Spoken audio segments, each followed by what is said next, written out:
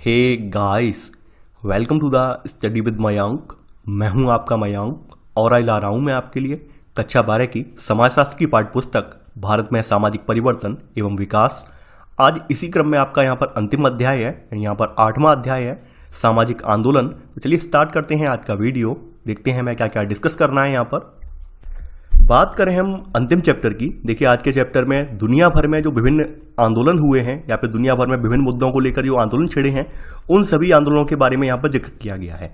यहाँ पर यह बताया गया है कि सामाजिक आंदोलन कितने प्रकार के होते हैं, उनका वर्गीकरण भी बताया गया है। तो वो सब बातें हम इस अध्याय में देखेंगे, यानी आपका ये अंतिम अध्याय काफी इंपॉर्टेंट है। तो यहाँ पर हम बताया गया है कि विश्व भर में बड़ी संख्या में विद्यार्थी, कार्यालय कर्मी अपने काम पर 5 या 6 दिन ही जाते हैं और सप्ताहांत में विश्राम करते हैं, यानी वीकली रेस्ट भी करते हैं वीकेंड पर। ये आप देखते होंगे। ये आप में से बहुत सारे लोगों को ही इस बात का आभास होगा कि ये जो आपको छुट्टी मिल रही है सप्ताह में, यानी संडे की, कहीं कहीं पर फ्राइडे की छुट्टी दी जाती है या सैटरडे संडे की छुट्टी रखी जाती है। ये जो छुट्टी दी जा रही है, यानी कि आपको रेस्ट करने के लिए ये समय दिया जा रहा है, ये वास्तव में एक मजदूरों के लंबे संघर्ष का परिणाम है। कार्य दिवस का 8 घंटे से अधिक का ना होना, पुरुषों और महिलाओं को समान कार्य के लिए समान मजदूरी दिया जाना, मजदूरी की सामाजिक सुरक्षा, पेंशन के अधिकार या अन्य बहुत से अधिकार भी जो आपने देख रहे हैं आज के समय में, ये सामाजिक आंदोलनों के द्वारा प्राप्त किए गए थे। यानी इनके लिए एक हमें लंबा संघर्ष, हमारे जो भी मजदूर वर्ग के लोग रहे हैं, जो भी हमारे कह सकते हैं कार्मिक वर्ग के लोग रहे हैं, इन्होंने एक लंबा संघर्ष किया है। उसके उपरांत इन्होंने ये अधिकार, सामाजिक सुरक्षा वाले अधिकार प्राप्त किए हैं। जैसे मतदान का अधिकार ही है, आप सभी जानते हैं तमाम दुनिया के जो देश थे उन सब में जो मतदान का अधिकार था वो पूरे देश के नागरिकों को उपलब्ध नहीं था, केवल कुछ संभ्रांत लोगों को ही यहाँ पर उपलब्ध था। जैसे बात की गई है यहाँ पर ब्रिटेन की, तो ब्रिटेन में भी ये सभी को प्राप्त नहीं था। केवल क्या था, जो संपत्ति के स्वामी थे, संभ्रांत लोग थे, इनके पास संपत्ति थी, क्या कह सकते हैं उच्च कुलीन वर्गों के लोग थे, उन्हें ही ये अधिकार प्राप्त था। और बाद में वहां पर आप देखेंगे कि धीरे धीरे करके इसके विरुद्ध यहाँ पर आंदोलन हुआ है और एंड में आते आते इन्हें यहाँ पर इसे परमिशन देनी पड़ी है सबके लिए। तो ये बताया गया है। इसके बारे में देखिए हम पहले ही चर्चा कर चुके हैं, तो हम यहाँ पर इसके बारे में समय व्यर्थ नहीं करेंगे।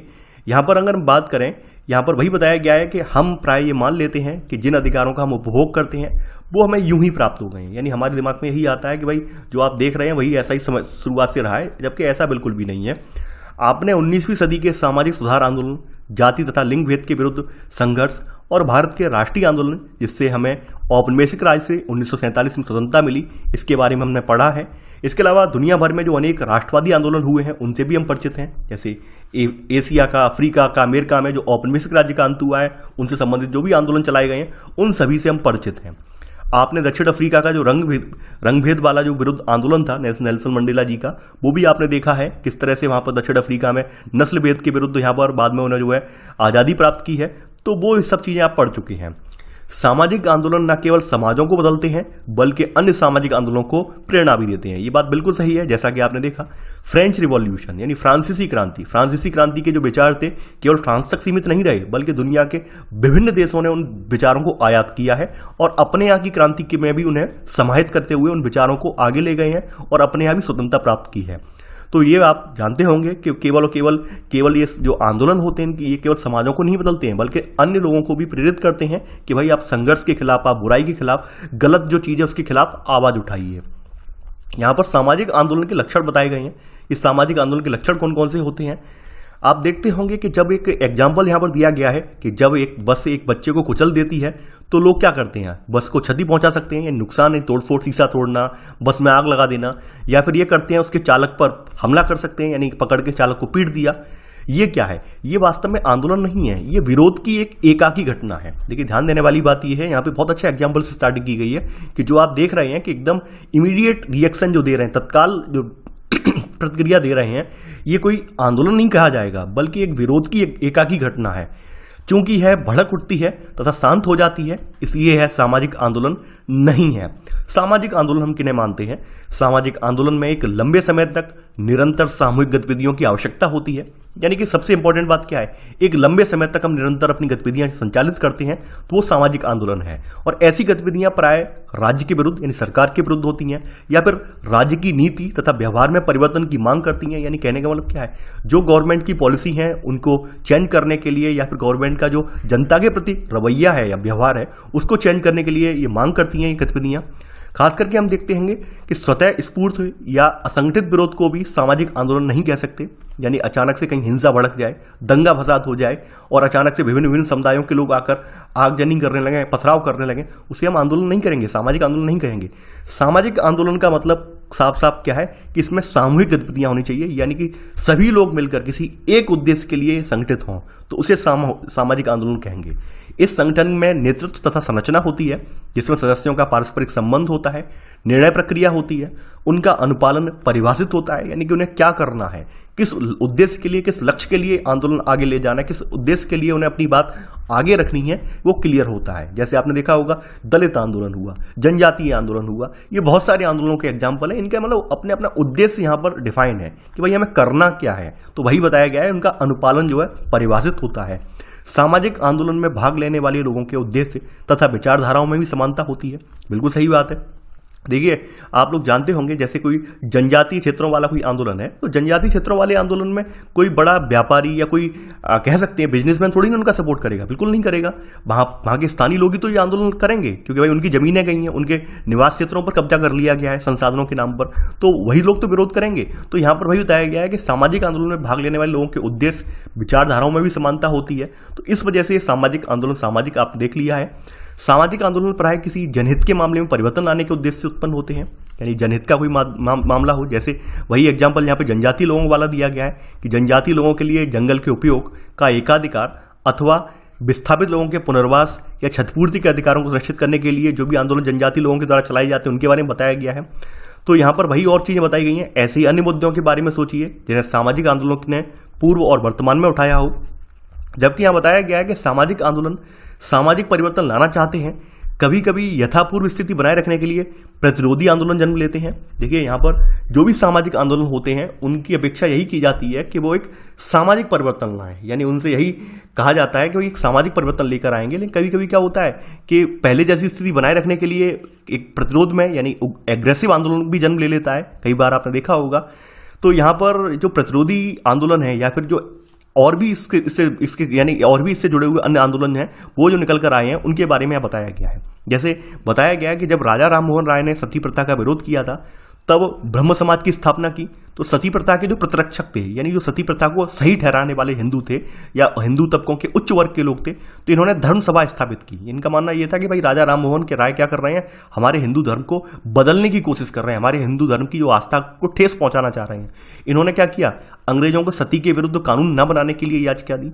यहाँ पे इन्होंने क्या किया, इन्होंने ये राजा राममोहन राय के विरुद्ध चले गए और जो सती प्रथा है इसके विरुद्ध कानून ना बनाया जाए, इसके लिए इन्होंने याचिका दी कि भाई हमारे जो धर्म में आप छेड़छाड़ नहीं करेंगे, हमारी जो मान्यताएं हैं, हमारे जो विश्वास चले आ रहे हैं वो एज इट इज रहेंगे, निरंतर ऐसी चलते रहेंगे।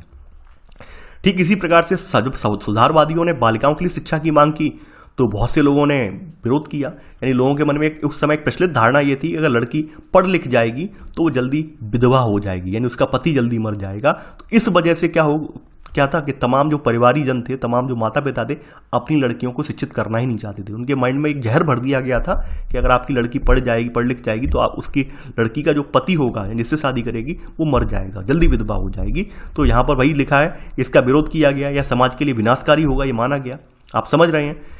जब सुधारकों ने विधवा पुनर्विवाह का प्रचार किया तो उनका सामाजिक बहिष्कार किया गया, इनका भी सामाजिक बहिष्कार किया गया।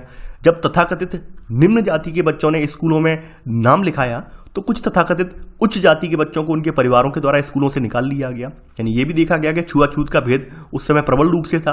तो तमाम जो अपर कास्ट के बच्चे थे, इन लोगों ने क्या किया, स्कूल ही छोड़ दिया या फिर स्कूल पर दबाव डाला कि आप निम्न जाति के बच्चों को एडमिशन ना दें। यह भी स्थिति देखने को मिली। इसी तरह शिक्षण संस्थानों में जब आरक्षण देने के प्रस्तावों से उनका विरोध करने वाले प्रतिरोधी आंदोलन का जन्म हुआ, यानी कि एक तरफ तो आंदोलन आरक्षण के समर्थन में कुछ आंदोलन हुए, तो इसकी वजह से सरकार ने क्या किया, जो शिक्षण संस्थान है या नौकरियों में आरक्षण की जो है यहाँ पर आरक्षण को ग्रांट कर दिया। वहीं बहुत सारे ऐसे लोग थे, उन्हें लगता था कि भाई आरक्षण को मिलने से नौकरियों की संख्या कम हो जाएगी, तो जनरल कास्ट वालों ने विरोध किया। खास करके मंडल कमीशन वाला, जो मंडल कमीशन की जो अनुशंसाएं थी जो लागू की गई, उसके बाद देश में भारी दंगे फसाद हुए हैं। तो यहाँ पर वही चीज बताई गई है कि सामाजिक आंदोलन आसानी से समाज नहीं बदल सकते। यानी हमने यहाँ पर ऊपर सोचा तो ये है कि सामाजिक आंदोलन से समाज बदलेगा, लेकिन ऐसा होता नहीं है। यानी कई बार क्या होता है कि सामाजिक आंदोलन समाज बदलने में असमर्थ रहते हैं, एक प्रतिरोधी आंदोलन को जन्म देते हैं। तो ये हमने यहाँ पर देखा है। लेकिन कुछ समय के बाद परिवर्तन होते भी हैं। ऐसा नहीं है कि परिवर्तन बिल्कुल नहीं होते हैं, यानी तत्कालिक परिवर्तन तो नहीं होते हैं, लेकिन एक लंबा संघर्ष जब करना पड़ता है तो लंबे संघर्ष के उपरांत समाज उन्हें स्वीकार करने लगता है। जैसे छुआछूत था, जब देश आजाद हुआ तो उस समय एक जटिल समस्या थी, लेकिन आज आप देख रहे होंगे धीरे धीरे छुआछूत का अंत होने लगा। बस, ट्रेन या फिर जो भी आप देखते होंगे सार्वजनिक आपके जो भी स्थान है, चाहे रेस्टोरेंट वगैरह हो, पहले क्या होता था, बर्तन अलग अलग रखे जाते थे, पूछा जाता था आपकी जाति क्या है। तो अब वो स्थिति नहीं है। बहुत सारे परिवर्तन आप देख रहे होंगे, यानी लोग आसानी से होटल रेस्टोरेंट वगैरह में जाते हैं, आराम से खाना खा लेते हैं, कोई मतलब नहीं कौन खा के गया है, किसकी प्लेट है, क्या है, कोई मतलब नहीं है उन्हें। तो पहले क्या था, पहले बहुत सारी चीजें देखी जाती थी, तो वही सब चीजें बताया गया है यहाँ पर। जहां विरोध सामूहिक गतिविधि का सर्वाधिक मूर्त रूप है, वहीं सामाजिक आंदोलन समान रूप से महत्वपूर्ण अन्य तरीकों से भी कार्य करता है। यानी कि सामूहिक गतिविधि का मतलब क्या है, सर्वाधिक मूर्त रूप, यानी कि जो भी सामाजिक गतिविधि कर रहे हैं वो हमें दिखाई दे रही है। यानी कि जो भी हमारा आंदोलन चल रहा है, जो भी हमारी विचारधारा आइडियोलॉजी है, हम क्या कर रहे हैं, रैली कर रहे हैं, जुलूस निकाल रहे हैं, पूरा दिखाई दे रहा है। वहीं सामाजिक आंदोलन समान रूप से अन्य तरीकों से भी कार्य करता है। जैसे बताया गया है कि सामाजिक आंदोलनकारी लोगों को उनसे संबंधित मुद्दों पर, यानी कि जो भी मुद्दे उनके हैं, उनसे प्रेरित करने के लिए सभाएं करते हैं। यानी अक्सर यही किया जाता है, जब भी कोई सामाजिक आंदोलन होता है तो सभाएं की जाती, बताया जाता है कि हम किसके लिए लड़ रहे हैं। ऐसी गतिविधियां जो होती हैं साझा सोच में सहायक होती हैं और सामूहिक एजेंडे को आगे बढ़ाने में स्वीकृति की भावना या आम सहमति के लिए लोगों को तैयार करवाती हैं। यानी लोगों के मन में जो तमाम तरह के विचार चल रहे होते हैं, उन शंकाओं का समाधान करती हैं, बताती हैं कि हमारे लिए ये आंदोलन कितना महत्व रखता है, आप किसी के लिए महत्व कितना रखता है ये। तो इस तरह से लोग उनसे और जुड़ते हैं, प्रभावित होते हैं। सामाजिक आंदोलन विरोध के विभिन्न साधनों को भी विकसित करता है। जैसे यहाँ बताया गया है, मोमबत्ती, मशाल जुलूस, काले कपड़े का प्रयोग, नुक्कड़ नाटक, गीत, कविताएं, ये सब किए जाते हैं। आपने देखा होगा कि लोग काला कपड़ा, बाजू पर काली पट्टी बांधकर, माथे पर काली पट्टी बांध के विरोध दर्शाते हैं। कोई भी रैली हो रही होती है, वहां पे काले झंडे लहराते हैं। तो ये सब विरोध प्रदर्शन के तरीके हैं। गांधी जी ने स्वतंत्रता आंदोलन में अहिंसा, सत्याग्रह तथा चरखे के प्रयोग जैसे तरीकों को अपनाया। यानी गांधी जी ने जो विरोध करने के तरीके थे, बताए थे कि विरोध करने के विभिन्न साधनों में क्या क्या अपनाया है, अहिंसा को अपनाया है, सत्याग्रह को अपनाया है, सत्य के लिए आग्रह, और चरखे का प्रयोग किया है। चरखे का प्रयोग स्वदेशी का प्रतीक था, तो इनको जो है अंग्रेजों के विरुद्ध आंदोलन में गांधी जी ने प्रयोग किया है। यहाँ पर सत्याग्रह की झांकी बताई गई है, वही नमक तोड़ो कानून, यानी गांधी जी यहाँ पर नमक बना रहे हैं, पानी उबालकर, लवड़ी पानी को उबालकर यहाँ पर नमक बनाने की प्रोसेस दिखाई गई है फोटो में। अगली आपकी इसी में हेडिंग है अब आपकी, सामाजिक परिवर्तन तथा सामाजिक आंदोलन में अंतर। यानी वास्तविकता यहां पर क्या है कि सामाजिक परिवर्तन और सामाजिक आंदोलन में अंतर क्या है। एक सामाजिक परिवर्तन है और एक सामाजिक आंदोलन। देखिए यहां पर जो सामाजिक परिवर्तन है ये निरंतर रूप से आगे बढ़ता रहता है। सामाजिक परिवर्तन की बृहद ऐतिहासिक प्रक्रियाएं असंख्य व्यक्तियों, सामूहिक गतिविधियों का परिणाम होती हैं। जैसे एक एग्जाम्पल मैं यहां पर दे सकता हूं, नगरीय समाज। आपने देखा होगा जो नगरीय समाज में जो जाति व्यवस्था की संरचना है वो कमजोर पड़ती जा रही है। तो ये क्या है, ये एक सामाजिक परिवर्तन है। यानी कि वो सामाजिक परिवर्तन क्यों है, क्योंकि वहां पर नगरीय समाजों में सब लोग औपचारिक फॉर्मल कर रहे हैं, यानी फॉर्मल इंटरेक्शन है, वहां मतलब ही नहीं है, सबको केवल अपने तक मतलब है। तो वहां पर जाति व्यवस्था का इतना बोलबाला भी नहीं है। ग्रामीण समाज जो क्या है, छोटे समाज है, वहां पर लोग पर्सनली एक दूसरे को जानते हैं, सबकी फैमिलियों से अवगत है कि भाई किसकी फैमिली में कितने बच्चे, मुंह जवानी लोगों को याद होते हैं। तो वहां पर जाति संरचना काफी स्ट्रांग है। तो यहां पर आप देख सकते हैं कि शहर का जो एक परिवर्तन हुआ है, ये क्यों हुआ है। आपने औपनिवेशिक जो औपनिवेशिक बोल रहा हूं, औद्योगिकरण जो हुआ है, औद्योगिकरण से क्या हुआ, हमारे समाज की व्यवस्था में परिवर्तन आया, नए नए उपक्रम उद्योग स्थापित हुए, और ऐसे करके वहां पर जो जाति संरचना वाला जो आप पहलू है शहरों में, वो आपको कम देखने को मिलेगा। तो हमें एक सामाजिक परिवर्तन से कह सकते हैं। सामाजिक आंदोलन किसी विशिष्ट उद्देश्य की ओर निर्देशित होते हैं। जैसे मान लीजिए हमने महिलाओं के अत्याचारों के खिलाफ, या महिला जो दहेज हत्या है, दहेज उत्पीड़न है, या फिर अभी समकालीन सबसे बड़ी समस्या आज के समय है महिलाओं के साथ है, वो महिलाओं की सुरक्षा को लेकर है। यानी महिलाओं के साथ तमाम तरह की जघन्य वारदातें होती हैं, उनको रोकने के लिए, उनके रोकने के लिए, रोकथाम के लिए कानून बनाने के लिए, जैसे फांसी की डिमांड, रेप पर फांसी की डिमांड करने के लिए कानून बनाए गए हैं। तो वही सब चीजें हैं यहाँ बताया गया। सामाजिक आंदोलन क्या है, एक विशिष्ट उद्देश्य, यानी कोई विशिष्ट उद्देश्य है, इसकी ओर निर्देशित होते हैं। इसमें लंबा निरंतर सामाजिक प्रयास और लोगों की गतिविधियां यहां पर शामिल होती हैं। यानी यहां पर लोग किसी उद्देश्य को ध्यान में रखकर काम कर रहे होते हैं, जबकि यहां पर क्या है, यहां पर उद्देश्य को ध्यान में रखकर काम नहीं कर रहे हैं, जबकि यहां पर क्या है, लोग काम करे जा रहे हैं और अपने आप समाज में परिवर्तन आता जा रहा है। समाजशास्त्र तथा सामाजिक आंदोलन, यानी कि यहाँ बताया गया है कि भाई सामाजिक आंदोलनों का अध्ययन समाजशास्त्र के लिए क्यों महत्वपूर्ण है। आप सभी ये बात तो जानते होंगे, क्योंकि कोई भी आंदोलन होता है उसका प्रभाव समाज पे पड़ता है, और समाजशास्त्र क्या है, समाज का अध्ययन करता है। तो सीधी सीधी बात है भाई, समाजशास्त्र में जानना इसे अत्यंत आवश्यक हो जाएगा। जैसे बताया गया है कि प्रारंभ से ही समाजशास्त्र विषय सामाजिक आंदोलनों में रुचि लेता रहा है। जैसे फ्रांसीसी क्रांति का स्टार्टिंग की गई है कि फ्रांसीसी क्रांति राजतंत्र को उखाड़ फेंकने तथा स्वतंत्रता, समानता और बंधुता स्थापित करने के उद्देश्य से चलाए गए अनेक सामाजिक आंदोलनों की एक हिंसात्मक परिणति थी। यानी कि क्या था यहाँ पर, जो लुई, जो आपका जो पूर्वो राजवंश का जहाँ पर शासक था लुई 16वां, उसको उठाने के लिए ये आंदोलन चलाया गया था। ब्रिटेन में औद्योगिक क्रांति के दौरान बहुत से सामाजिक उतार चढ़ाव हुए, यानी वहाँ की जो सामाजिक संरचना थी उसमें बदलाव हमें देखने को मिला। गांव से नगरों में काम की तलाश में आए गरीब मजदूर कारीगरों ने इन अमानवीय जीवन स्थितियों का विरोध किया, क्योंकि वहां पर शुरुआत में वही काम के घंटे डिफाइन नहीं थे, यानी 14-14, 15-15 घंटे काम करना पड़ता था। इसके अलावा वर्कर्स को रेस्ट की यानी वही लंच वगैरह जो ब्रेक लेते हैं उसकी भी अनुमति नहीं थी। यानी कि ना टॉयलेट जा सकते हैं समय पर, ना तो नाश्ता कर सकते हैं, ना पानी पी सकते, काम में लगे हैं। तो इन सब का यहाँ पे विरोध किया। इंग्लैंड के जो खाद्य दंगे हैं यानी फूड राइट्स, इसको प्राय सरकार ने दबाया। देखिए आपको पता होगा इंग्लैंड में जब वहाँ पर इतनी ज़्यादा हालत ज़्यादा खराब थी और लगातार ग्रामीण इलाकों से, ग्रामीण परिवेश से लोग पलायन कर करके शहरों में रोजगार की तलाश में आ रहे थे, तो वहाँ पर तमाम मलिन बस्तियाँ स्थापित हो गई थी। तो ऐसे में क्या हुआ, वहाँ पर खाद्य दंगे हुए, यानी कि जो रसद का मतलब होता है राशन। देखिए अब कोई व्यक्ति अचानक से शहर में आ जाए, अब नौकरियां सीमित हैं, नौकरियां एकदम तो नहीं मिल जाएंगी, तो कैसे उनकी जो रहन सहन की जो दिक्कतें हैं वो दूर होंगी, कैसे उनके खान पान की दिक्कतें दूर होंगी। तो यहाँ पर भाई उसी को लेकर यहाँ पर एक भारी दंगे हुए, क्योंकि कीमतें लगातार बढ़ने लगी। सामाजिक व्यवस्था को बनाए रखने के लिए उनकी चिंता समाजशास्त्री एमिल दुर्खाइम की रचनाओं में प्रतिबिंबित हुई थी। देखिए एमिल दुर्खाइम प्रकार्यात्मक समाजशास्त्री हैं, तो इन्होंने समाज में श्रम के विभाजन को लेकर दुर्खाइम ने जो है अपने रिसर्च की है। धार्मिक जीवन के प्रकार, आत्महत्या, इन सब पर जो है तमाम विषयों पर लेख लिखे हैं, चिंता व्यक्त की है। ठीक है, तो ये प्रकार्यात्मक हैं, यानी कि ये बताते हैं, यानी उनकी चिंता को प्रतिनिधित्व करते हैं कि कैसे सामाजिक संरचनाएं सामाजिक एकीकरण को संभव बनाती हैं। यानी कि ये सामाजिक जो भी प्रकार्यात्मकवादी जो भी हैं, प्रकार्यात्मकवादी जो भी समाजशास्त्री हैं, वो सब समाज में जो भी मौजूद वर्गीकरण है, जो भी विभेदीकरण है, उसको जायज ठहराते हैं। इनका मानना ये है कि ये होना ही चाहिए, तभी समाज की संरचना बन पाएगी।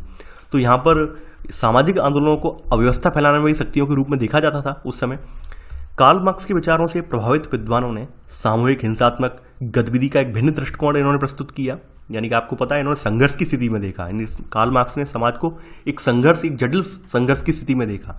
यहाँ पे बताया गया ईपी थॉमसन जैसे इतिहासकारों ने दर्शाया कि जो जनसंकुल या भीड़ समाज को नष्ट करने के लिए अराजक गुंडों के द्वारा बनाई हुई नहीं होती है। यानी इनका मानना यह था कि जो भी आप जनसंकुल देख रहे हैं, भीड़ देख रहे हैं, जो कि कुछ भी गलत करने के लिए आमदा हो जाती है, तो ये अपने आप करने के लिए आमदा नहीं हो जाती है, बल्कि इसके बजाय उनमें भी नैतिक अर्थव्यवस्था होती है। यानी उन्हें पहले से कह सकते हैं उन्हें मोटिवेट किया जाता है वो करने के लिए, तब वो भीड़ उकसाई जाती है, तब वो भीड़ इकट्ठी होकर कोई भी घटनाक्रम घटित कर देती है। जैसे आप देखते होंगे मॉब लिंचिंग, नया शब्द आया है कि भीड़ के द्वारा हत्या, मॉब लिंच। तो मॉब लिंच करने के लिए लोग पागल नहीं है कि अपना मॉब लिंच कर रहे हैं, कोई उन्हें पीछे से प्रेरित करता है, यानी उनके अंदर प्रेरणा बढ़ता है, तब लोग ऐसा करते हैं। तो यहाँ पर वही चीजें बताई गई है यहाँ पर। यानी दूसरे शब्दों में उनमें भी उनकी गतिविधियों के विषय में सही और गलत की एक साझी समझ होती है। यानी जैसे कोई चोर को पीटना, तो चोर को क्या है, उनके दिमाग में भी आ रहा है भाई ये चोरी की है इस व्यक्ति ने, तो इसको पीटने से क्या होगा, सच बोल देगा या फिर इससे दंड मिल जाएगा। तो उनके अंदर सही गलत क्या है, ये साझी समझ सबके भीतर होती है, लेकिन फिर भी वो ऐसा कृत्य करते हैं। तो वो बताया गया है यहाँ पर कुछ सामाजिक आंदोलनों के सिद्धांत इनका जिक्र किया गया है यहाँ पर।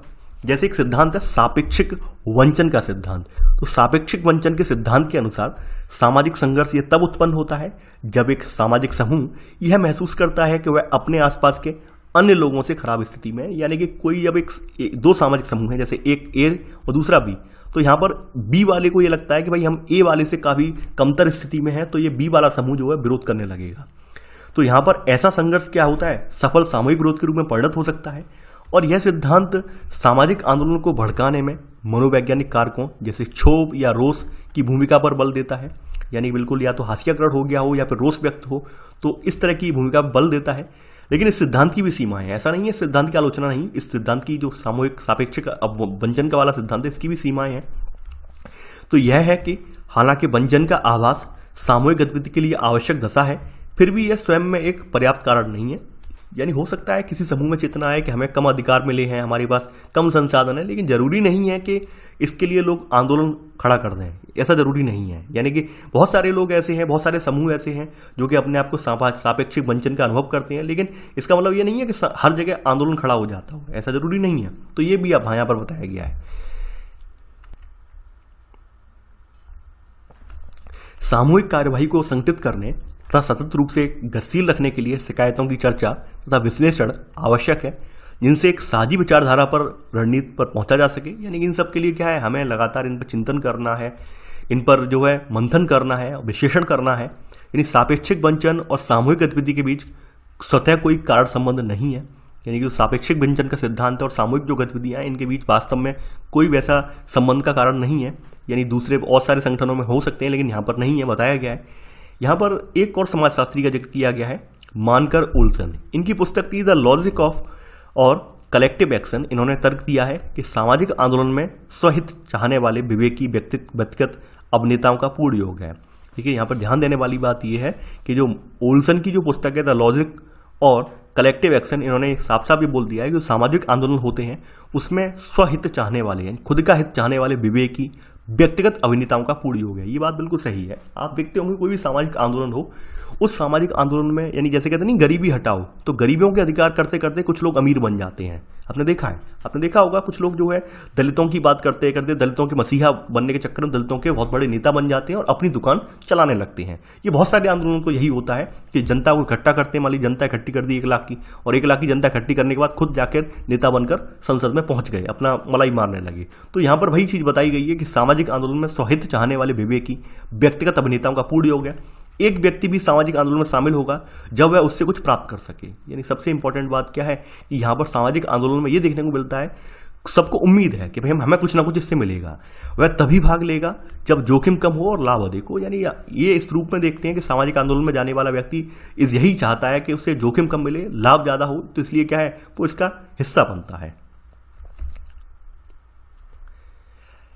मैकार्थी और जेल्ड, यानी ये इन्होंने भी जो संसाधन गतिशीलता का सिद्धांत प्रस्तावित किया है, मैकार्थी और जेल्ड ने। तो यहां बताया गया है, इन्होंने ओल्सन की जो कल्पना है इसको निरस्त कर दिया है कि सामाजिक आंदोलन स्वहित चाहने वाले व्यक्तियों से बने होते हैं। इन्होंने यानी कि जो मैकार्थी और जेल्ड ने अपना संसाधन गतिशीलता का सिद्धांत दिया, उन्होंने ओल्सन वाली जो कल्पना थी कि लोग अपने स्वार्थ के लिए शामिल होते हैं, इसको यहाँ पर खारिज कर दिया है। इन्होंने इनके स्थान पर तर्क था इनका कि उनका सामाजिक आंदोलन की सफलता संसाधनों या फिर विभिन्न प्रकार की योग्यता को गतिशील करने की क्षमता पर निर्भर होती है। यानी कि खास करके जो सामाजिक आंदोलन खड़े होते हैं, इन्होंने संसाधनों से जोड़ दिए कि संसाधनों की सफलता से या जो उनके अंदर योग्यता है यानी इस पर निर्भर करते हैं, यानी उनकी योग्यता पर डिपेंड कर दी है। तो यानी यहाँ पर अगर एक आंदोलन नेतृत्व, संगठनात्मक क्षमता या संचार सुविधाओं जैसे संसाधनों को एकत्र कर सकता है तो उन्हें उपलब्ध राजनीतिक अवसर संरचना में प्रयोग कर सकता है या प्रभावशाली हो सकता है। यानी कहने का मतलब ये है कि जो समूह अपने पास जो संसाधन है उनको जल्दी इकट्ठा कर लेते हैं तो वो राजनीतिक अवसर भी बुना लेते हैं, और कहीं ना कहीं कुछ हद तक ये बात सही भी है। लेकिन यहाँ पर ये आलोचक भी यहाँ पे तर्क देते हैं कि सामाजिक आंदोलन उपलब्ध संसाधनों द्वारा सीमित नहीं होता है। कई बार ऐसे भी आंदोलन हमने देखे गए हैं जिन लोगों के पास संसाधन नहीं होते हैं वो भी आंदोलन करते हैं, जैसे गरीब लोग आंदोलन करते हैं, लेकिन गरीब लोगों के भाई आंदोलन जो है लंबे समय तक टिक नहीं पाते हैं, लेकिन करते जरूर हैं। तो ये इस सिद्धांत यहाँ पर खारिज हो जाता है। तो यहाँ पर आप देखेंगे असंख्य गरीब लोगों के आंदोलन दिखाते हैं कि संसाधनों की कमी एक बाध्यता नहीं होती है। जरूरी नहीं है कि संसाधन सबके पास हो वही आंदोलन कर पाएगा, तमाम गरीब लोग भी आंदोलन यहाँ पर करते हैं। यहां पर अगली हेडिंग में आपके सामाजिक आंदोलनों के प्रकार बताए गए हैं कि सामाजिक आंदोलन कितने प्रकार के होते हैं। देखिए सामाजिक आंदोलनों को यहाँ पर जो भी आपकी समाजशास्त्र है उसके अकॉर्डिंग 3 प्रकारों में यहाँ पर डिवाइड किया गया है, यानी प्रतिदानात्मक या रूपांतरणकारी, दूसरा है सुधारवादी और क्रांतिकारी। यानी पहला जो रूपांतरणकारी है ये प्रतिदानात्मक है। तो ये सामाजिक आंदोलन का लक्ष्य क्या है, अपने व्यक्तिगत सदस्यों की व्यक्तिगत चेतना और गतिविधियों में परिवर्तन लाना होता है। यानी खास करके यानी किसी समूह विशेष के लोग हैं उनकी जो गतिविधियां हैं उनमें परिवर्तन लेकर आना, ये इस तरह के हम क्या है ये रूपांतरकारी आंदोलन बोले जाते हैं। जैसे केरल का जो इजहाबा समुदाय है इसके लोगों ने नारायण गुरु के नेतृत्व में अपनी सामाजिक प्रथाओं को बदला। जैसे कुछ जो सामाजिक संगठन होते हैं चाहते हैं कि भाई हमारे यहाँ जो रिवाज ये चला रहा है इसको बदला जाए, हमारे समाज को फॉलो करने वाले लोग जो हैं इस तरह के रिवाजों को बदलना है। तो ये इस तरह के जो आंदोलन है ये रूपांतरणकारी आंदोलन बोले जाएंगे। सुधारवादी आंदोलन कौन से हैं? देखिए सुधारवादी सामाजिक आंदोलन वर्तमान सामाजिक और राजनीतिक विन्यास को धीमे प्रगतिशील चरणों के द्वारा बदलने का प्रयास करते हैं। यानी यहाँ पर सामाजिक आयाम भी है, राजनीतिक आयाम भी है इसका, लेकिन ये प्रगतिशील तरीके से धीरे धीरे इसका बदलने का प्रयास करते हैं। जैसे कुछ चीज़ें बताई गई हैं। 1960 के दशक में आपने देखा होगा भारत के राज्यों को भाषा के आधार पर पुनर्गठित किया गया, या फिर हाल के सूचना के अधिकार का अभियान। ये सुधारवादी आंदोलन के दर्शन यहाँ पर हमें होते हैं, यानी कहीं ना कहीं सुधार की उद्देश्य से। जैसे आपने देखा होगा भाषा के आधार पर पुनर्गठन करने से क्या हुआ, प्रशासनिक सहूलियत मिल जाएगी, ये धारणा थी, तो इस वजह से सुधारवादी आंदोलन के बीच में रखा गया है इसे। वहीं सूचना का अधिकार, यानी सरकार क्या कर रही, सरकार की जो प्रशासनिक इकाइयां किस तरह से अपनी कार्यशैली को निभा रही हैं, कहाँ पर कितना पैसा आ रहा है, तो ये पारदर्शिता लाने के लिए सूचना का अधिकार अधिनियम लाया गया, तो ये आपका सुधारवादी आंदोलन माना जाएगा। क्रांतिकारी आंदोलन कौन से होते हैं? देखिए, क्रांतिकारी सामाजिक आंदोलन सामाजिक संबंधों के आमूल रूपांतरण का प्रयास करते हैं, यानी एकदम चेंज लाना चाहिए, एकदम परिवर्तन आना चाहिए, तो इसे क्रांतिकारी आंदोलन कहेंगे। नहीं, प्राय राजसत्ता पर अधिकार के द्वारा, जैसे रूस में हुआ, रूस की जो बोल्शेविक क्रांति है, इसने वहां के जो निकोलस जार है इसको अपदस्थ करके साम्यवादी राज्य की स्थापना की है। भारत में भी कुछ ऐसी गतिविधियां हुई हैं, क्रांतिकारी वाली बोल सकते हैं, क्रांतिकारी आंदोलन बोल सकते हैं। जैसे भारत में नक्सली आंदोलन है, जो कि दमनकारी जो भूस्वामी है या राज्य अधिकारियों को हटाना चाहते हैं, तो ये क्रांतिकारी आंदोलन के रूप में देखे जा सकते हैं। यहाँ पे बताया गया है कि जो बहुत से आंदोलनों में आप देखेंगे जो रूपांतरणकारी या प्रतिदानात्मक है या सुधारवादी क्रांतिकारी तत्व एक साथ मिले होते हैं। यानी कि हम ये भी देखते हैं कि जरूरी नहीं है कि तीनों आंदोलन का जो वर्गीकरण हमने किया पृथक रूप में देखने को मिले, नहीं, बहुत बार क्या होता है एक ही आंदोलन में ये तीनों तत्व में एक साथ देखने को मिल जाएंगे। यानी एक सामाजिक आंदोलन की अभिमुखता समय के साथ इस प्रकार बदलती है। हो सकता है कभी वो सुधारवादी हो फिर अचानक से क्रांतिकारी बन जाए, ठीक है, तो हो सकता है, ये जरूरी नहीं है कि एक जैसा ही हो, यानी कि उसकी जो भी अभिमुखता है, जो भी उसका उद्देश्य है, वो समय समय पर बदलता रहता है। यानी कि एग्जाम्पल दिया गया है क्रांतिकारी उद्देश्य वाला हो फिर सुधारवादी बन जाए, ये भी हो सकता है। यानी कि यहाँ बताया गया है कि समाज मनोवैज्ञानिक जो सामाजिक आंदोलन के जीवन चक्रों का अध्ययन करते हैं, इसे सामाजिक आंदोलन संगठनों की ओर अग्रसर होने की एक चेष्टा मानते हैं। यानी कि जो समाज वैज्ञानिक हैं, जो खास करके सामाजिक आंदोलनों का अध्ययन कर रहे होते हैं, तो उनका मानना ये है कि जो सामाजिक आंदोलन संगठन है इसकी ओर अग्रसर होने की एक चेष्टा है, और इस वजह से यहाँ पर जो आंदोलन के उद्देश्य हैं वो परिवर्तित हो जाते हैं। आप ये भी देखेंगे कि आपके जो सामाजिक आंदोलन है किस प्रकार इन्हें देखा वर्गित किया जाता है, ये सदैव निरूपण का विषय रहा है। यानी जरूरी नहीं है कि हर आंदोलन को क्रांतिकारी देखा जाए, हर आंदोलन को सब लोग हर आंदोलन को अपने अपने नजरिए से देखते हैं, समझ रहे हैं आप। जैसे उस समय 1857 का विद्रोह क्या था, यानी कि उस समय एक गदर था, अंग्रेजों के लिए एक विद्रोह था, यानी कि सरकार के खिलाफ आंदोलन था।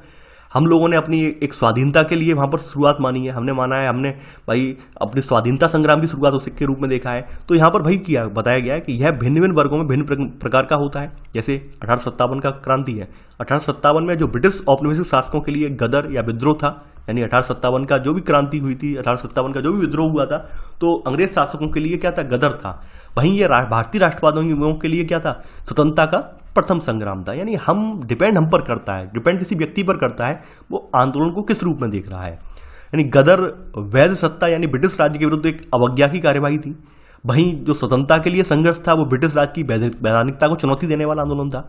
तो वही चीज बताई गई है कि ये सब चीजें दिखाती हैं कि लोग कैसे सामाजिक आंदोलन को भिन्न अर्थ देते हैं। जरूरी नहीं है कि हमारे नजर में जो सामाजिक आंदोलन हो वो सरकार की नजर में सेम हो, जरूरी नहीं है। हो सकता है आपकी नजर में सामाजिक आंदोलन क्या हो, एक परिवर्तनकारी के रूप में हो, समझे, सुधारवादी के रूप में हो। सरकार क्या कर रही हो, सरकार उसे क्रांतिकारी के रूप में देख रही हो, ये डिपेंड करता है, सबके अपने अपने नजरिए पे डिपेंड करता है।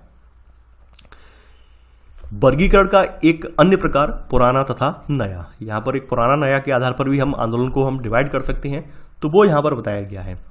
देखिए 20वीं सदी के अधिकांश भाग में जो सामाजिक आंदोलन जो हुए थे वो वर्ग आधारित थे। जैसे मजदूर वर्ग आंदोलन हुआ, किसान आंदोलन हुआ, उपनिवेश विरोधी आंदोलन हुआ। जबकि उपनिवेश विरोधी आंदोलन ने क्या है, सभी लोगों को राष्ट्रीय स्वतंत्रता संघर्ष में एकजुट किया है।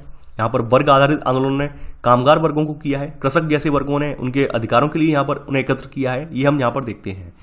आप यहाँ पर ये भी देखेंगे कि जो राष्ट्रीय स्वतंत्रता संघर्ष यानी जो भी पिछले आंदोलन हुए हैं वो सब राष्ट्रीय स्वतंत्रता संघर्ष से जुड़े हुए थे। आपने अपनी इतिहास की पुस्तकों में यूरोप के कामगारों के आंदोलन के बारे में हमने पढ़ा है। इनसे अंतर्राष्ट्रीय साम्यवादी जो आंदोलन है इनका भी उदय हुआ है। इसके अतिरिक्त तो विश्व भर में साम्यवादी या समाजवादी राज्यों का गठन भी हुआ, जैसे सोवियत संघ में साम्यवादी, चीन में समाजवादी, क्यूबा में भी समाजवादी। तो ये बताया गया है कि किस तरह से आंदोलन कौन कौन से हुए हैं, उसके परिणाम स्वरूप सरकारों में जो परिवर्तन आया है वो बताया गया है। और इन आंदोलनों से पूंजीवाद में भी सुधार हुआ। यानी जो साम्यवादी या समाजवादी विचारधारा अपनाई गई थी, ये पूंजीवाद के विरोध में अपनाई गई थी। यानी कि जो पश्चिम का पूंजीवाद है, अमेरिका का पूंजीवाद है, इसके विरोध में ये विचारधारा अपनाई गई थी। ये बात आपको पता होना चाहिए। पश्चिम यूरोप के पूंजीवाद राष्ट्रों में कामगारों के अधिकारों का संरक्षण, सार्वभौमिक शिक्षा देने वाले, स्वास्थ्य की देखभाल, सामाजिक सुरक्षा देने वाले तथा कल्याणकारी राज्यों की स्थापना साम्यवादी और समाजवादी आंदोलन के द्वारा उत्पन्न किए गए राजनीतिक दबाव के कारण हुई। ये आप जानते हैं।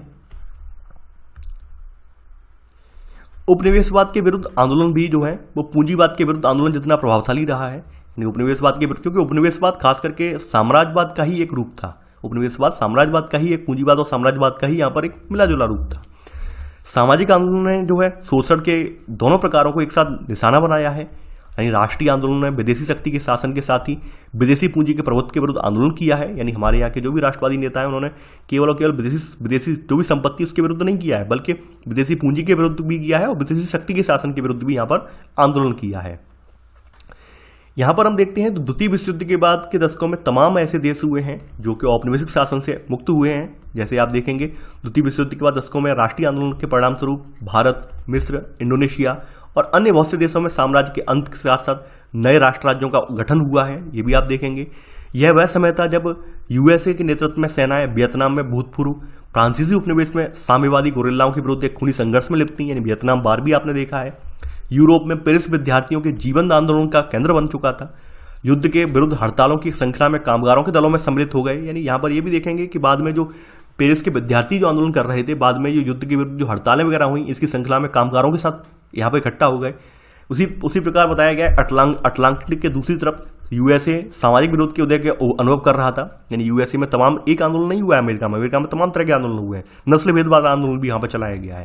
तो बताया गया कि मार्टिन लूथर किंग के द्वारा चलाए गए आंदोलन के बाद मैल्कम द्वारा अश्वेत शक्ति आंदोलन यहाँ पर चलाया गया है, तो जिनमें यहाँ पे तमाम लोगों ने इसमें जो है पार्टिसिपेट किया है। इसके बाद हम ये भी देखते हैं तमाम जो महिलाएं हैं, महिलाओं के आंदोलन भी हुए हैं, पर्यावरण के आंदोलन भी हुए हैं। ये सब इस कानून में हमें देखने को मिलेंगे।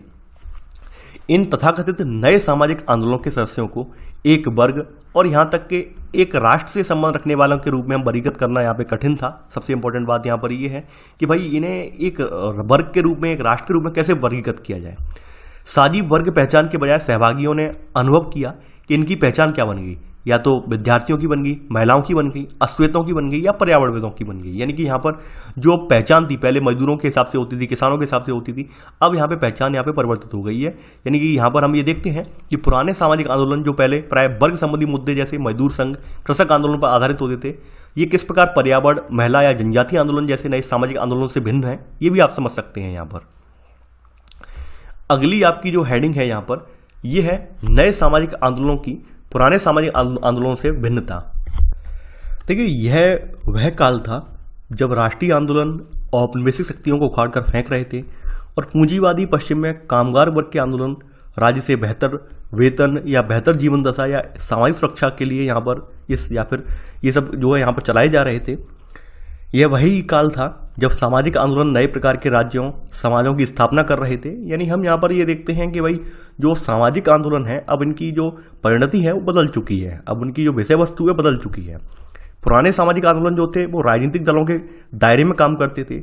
यानी कि पुराने सामाजिक आंदोलन जितने भी हुए थे उनमें कोई ना कोई पार्टी होती थी, वही पार्टी उनको लीड करती थी। अब ऐसा नहीं है, अब लोगों का समूह आ जा रहा है, अपने मुद्दे को लेकर अपनी बात को सामने रख रहा है। जैसे बताया गया है कि भारतीय राष्ट्रीय कांग्रेस ने भारतीय राष्ट्रीय आंदोलन चलाया, चीन की साम्यवादी पार्टी ने चीनी क्रांति का नेतृत्व किया। लेकिन आज कुछ लोग जानते हैं कि मजदूर संघों या कामगारों के दलों द्वारा चलाई गई वर्ग आधारित राजनीतिक कार्यवाही पतनोन्मुख है। यानी कुछ लोगों का मानना यह है कि जो भी मजदूरों के वर्ग द्वारा कोई आंदोलन चलाया जाता है या कामगारों के दलों के द्वारा कोई कार्रवाई की जाती है, उनसे पतन होता है। पतन इनका होता है, इन्हीं लोगों का होता है। उनका मानना यह है क्योंकि इस तरह के आंदोलन लंबे समय तक नहीं टिक पाते हैं और इससे क्या है, इन्हीं लोगों का नुकसान होता है। कई सारे लोग ये भी तर्क देते हैं कि धनी पश्चिम में कल्याणकारी राज्य के कारण वर्ग आधारित शोषण तथा असमानता जैसे मुद्दे केंद्रीय चिंता का विषय नहीं रहे। यानी कि यहाँ पर ये भी लोग तर्क देते हैं कि जो पश्चिम से अभिप्राय अमेरिका वगैरह में, ये अमेरिका में कल्याणकारी राज्य की जो अवधारणा थी, यानी कल्याणकारी राज्य की अवधारणा में क्या हुआ, वर्ग आधारित शोषण का मुद्दा बढ़ा और ये सब चीजें कहीं ना कहीं उनके केंद्रीय मुद्दे में नहीं, केवल पैसे की ओर उनका ध्यान ज़्यादा से ज़्यादा होता गया। पुराने सामाजिक आंदोलनों में सामाजिक दलों की केंद्रीय भूमिका थी, ये हम देखते ही हैं। राजनीति शास्त्री जो यहाँ पर रजनी कोठारी हैं, इन्होंने भारत में 1970 के दशक में सामाजिक आंदोलनों की भरमार को लोगों के संसदीय लोकतंत्र से बढ़ते असंतोष का कारण मानते थे। यानी इनका मानना, रजनी कोठारी जी का मानना यही था कि हमारे देश में 70 के दशक में तमाम जो आंदोलन उभरे हैं, तमाम स्थानीय स्तर पर जो नेता उभर कर सामने आ रहे थे, लोग उभर कर सामने आ रहे थे, रीजन यही था कि जो संसदीय व्यवस्था थी उस समय की, उससे वो लोग संतुष्ट नहीं थे। तो कोठारी ने यहाँ पर तर्क ये दिया है कि राज्य की संस्थाओं पर अभिजात लोगों का अधिकार हो गया। अभिजात का मतलब क्या होता है? ऊंचे वर्गों के लोग जो हैं वो यहाँ पर बैठ गए हैं, और इसके कारण क्या है, राजनीतिक दलों के द्वारा चुनावी प्रतिनिधित्व गरीबों द्वारा अपनी सुनवाई करवाने का एक प्रभावशाली तरीका नहीं रह गया। देखिए, गरीब की बात कौन सुनेगा? गरीब की बात वही सुनेगा जो गरीबों के बीच में से आएगा। अब कोई अच्छे कुलीन परिवार का व्यक्ति है, वो गरीबों के बीच में थोड़ी ना रहा है भाई। एक मान लीजिए जमींदार का बेटा है और वो सत्ता में जाके बैठ जाता है, तो उसे एक गरीब के अनुभव या गरीब की समस्याओं का क्या उसे ज्ञान होगा? तो वही सब चीजें थी 70 के दशक में। जो आप इस तरह का प्रतिरोध देखते हैं, विरोध देखते हैं, वो इसी की देन है। तो आप यहाँ पर इन तमाम आंदोलन यहाँ पर आपको देखने को मिलेंगे। इनके अलावा यहाँ पर आप ये भी देखते हैं कि भूमंडलीकरण, उद्योग, कृषि, संस्कृति या संचार, यानी कि इनके क्षेत्र में लोगों के जीवन को पुनर्गठन कर रहा है। प्राय तमाम फर्में यानी कि कंपनियां जो है पारराष्ट्रीय होती हैं, इंटरनेशनल होती हैं, और अक्सर उन पर कानूनी व्यवस्थाएं जो लागू होती हैं वो विश्व व्यापार संगठन या फिर अंतर्राष्ट्रीय संस्थाओं के विनियमों द्वारा निर्धारित की जाती हैं। तो इस वजह से आप देखते होंगे पर्यावरण तथा स्वास्थ्य संबंधी जोखिम, परमाणु युद्ध के भय की प्रगति भी भूमंडलीय होती है। यानी कि ये सब चीजें जो आप देख रहे हैं, तमाम जो कंपनियां अपने अपने प्लांट स्थापित कर रही हैं, तो वो जो कंपनियां स्थापित कर रही हैं वो अंतर्राष्ट्रीय नियमों से चल रही हैं। हो सकता है अंतर्राष्ट्रीय नियम आपके देश में बने हुए नियमों से थोड़े अलग हों, हो सकता है अंतर्राष्ट्रीय नियम आपके देश के नियमों से और ज्यादा कठिन हो, तो उनका लाभ ये कंपनियां उठाती हैं। और उनका लाभ उठाने की वजह से क्या होता है, आप देखते होंगे बहुत सारे ऐसे जो प्रावधान है इनसे बच जाते हैं। तो आपने देखा होगा स्थानीय स्तर पर इनके लिए विरोध भी होता है कि भाई जमीन अधिग्रहण करके किसी विदेशी कंपनी को दे दी, संयंत्र लगाने वाले को दे दी स्थानीय लोगों की जमीन, जबकि हमें इतना मुआवजा नहीं मिला। तो ये सब चीजें देखेंगे।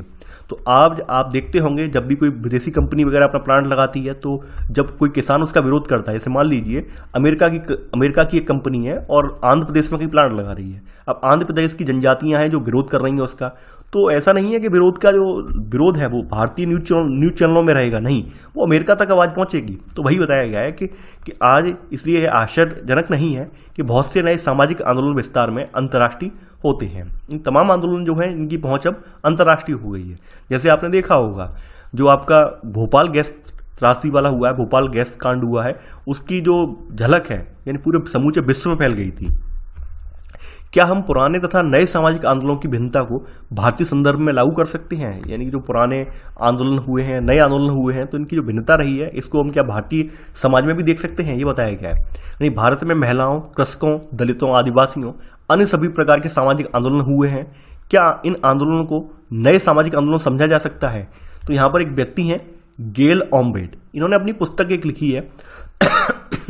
तो इस पुस्तक में जो बताया गया है वो लिखा है, यानी गेल ऑम्बेट की पुस्तक है री इन्वेंटिंग रिवॉल्यूशन। इन्होंने दर्शाया है कि सामाजिक असमानता, संसाधनों के असमान वितरण के बारे में चिंताएं इन आंदोलनों में भी आवश्यक तत्व बने हुए हैं। यानी आज आप जो वर्तमान में आंदोलन देख रहे हैं तो उसमें कहीं ना कहीं सामाजिक असमानता का मुद्दा है, संसाधनों का जो वितरण है इसका मुद्दा है। तो ये चिंताएं आज भी इन आंदोलनों में देखने को मिलेंगी।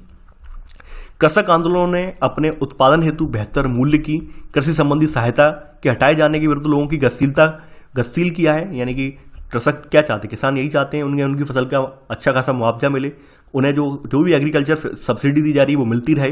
अगर हटा ली गई है तो किसान विरोध करते हैं। दलित मजदूरों ने खास करके सामूहिक प्रयास करके सुनिश्चित किया कि जो उच्च जाति के भूस्वामी है, महाजन है, उनका शोषण न कर पाए। वहीं महिलाओं ने कार्यस्थल पर अपने साथ होने वाले लिंग भेद से बचाव के लिए यहाँ पर आवाज उठाई है। साथ ही साथ ये सामाजिक आंदोलन आर्थिक असमानता के पुराने मुद्दों के बारे में ही नहीं है, ना ही ये वर्गीय आधार पर संगठित है, यानी वर्ग के आधार पर संगठित भी नहीं है। यानी आप ये पाएंगे यहाँ पर कि पहचान की राजनीति, सांस्कृतिक चिंताएं या अभिलाषाएं सामाजिक आंदोलन की रचना करने की आवश्यकता जरूर है। इनकी उत्पत्ति वर्ग आधारित असमानता में ढूंढना कठिन है। यानी कि कहीं ना कहीं ये सामाजिक आंदोलन वर्ग की सीमाओं के आर पार हैं और भागीदारों को यहाँ पर एकजुट कर पाते हैं। यानी यहाँ पर एक बड़ी संख्या में लोग जुड़ पाते हैं। यानी महिलाओं में क्या है, महिलाओं में दलित महिलाएं भी होती हैं, अपर कास्ट की महिलाएं भी होती हैं, मिडिल क्लास की महिलाएं भी होती हैं, मजदूरों में सभी जातियों के लोग होते हैं। तो इस तरह की प्रगति में देखने को मिलेगी। तो यहाँ पर यह बताया गया कि महिलाओं के आंदोलन में नगरीय महिलाएं भी हैं, मध्य वर्ग की महिलावादी हैं, गरीब कृषक महिलाएं भी शामिल हैं। यानी जैसे पृथक राज्य के दर्जे की मांग करने वाले लोगों में आप देखें किसी एक जाति के लोग नहीं है, बल्कि तमाम ऐसे लोग हैं, समझ रहे हैं, तमाम ऐसे लोग हैं जो कि भिन्न जातियों से आ रहे हैं और वो सब मिलकर एक डिमांड कर रहे हैं।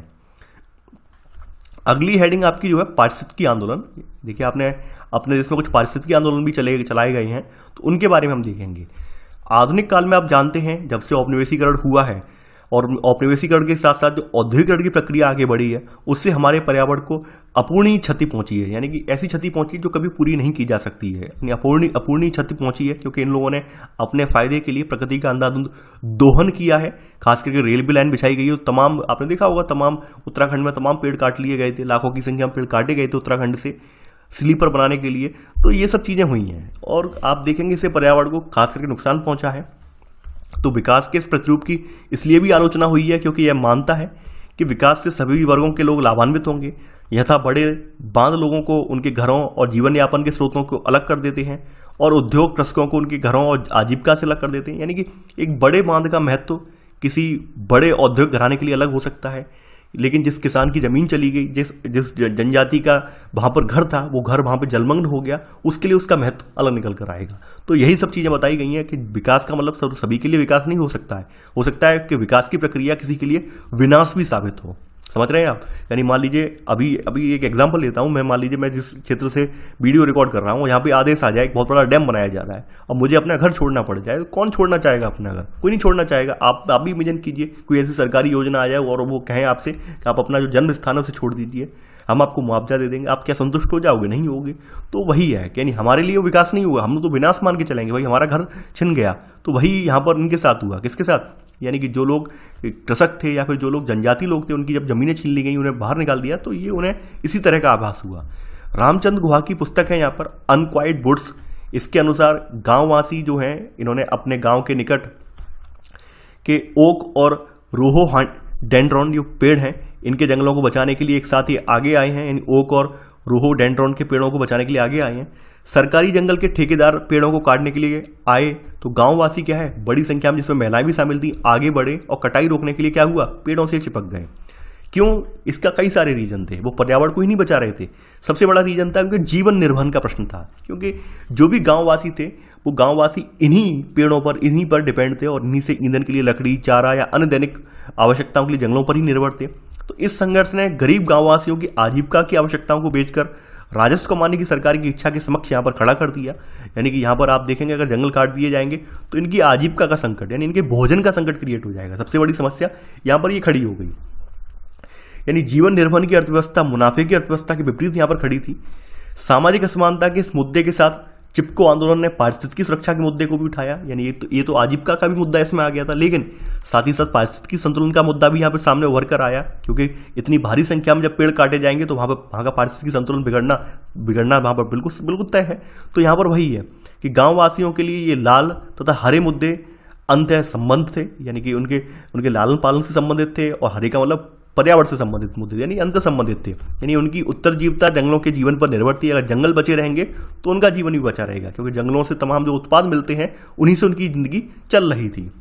इसके साथ ही चिपको आंदोलन ने सुदूर मैदानी क्षेत्रों में स्थित सरकार के मुख्यालय, जो उनकी चिंताओं के प्रति उदासीन या विरुद्ध प्रतीत होता था, इसके विरुद्ध पर्वतीय गांव वासियों के रोष को भी प्रदर्शित किया। यानी ये ऐसा नहीं सरकार तक आवाज नहीं पहुंची, सरकार तक भी आवाज पहुंची है।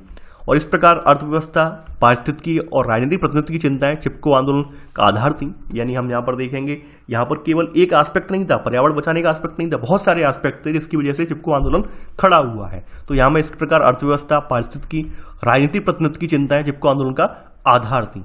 इसके अलावा सरकार ने भी जो है तमाम समसामयिक मुद्दों को ध्यान में रखते हुए तमाम ऐसे पर्यावरणीय मुद्दों के प्रति अपना ध्यान दिया है।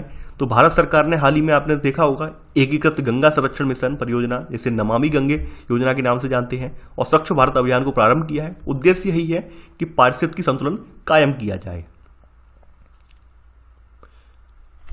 अगली आपकी जो हेडिंग है ये है किसान आंदोलन। ये वर्ग आधारित आंदोलन के बारे में बताया गया है कि वर्ग आधारित कौन कौन से आंदोलन हुए हैं। तो ये किसान आंदोलन की बात करते हैं।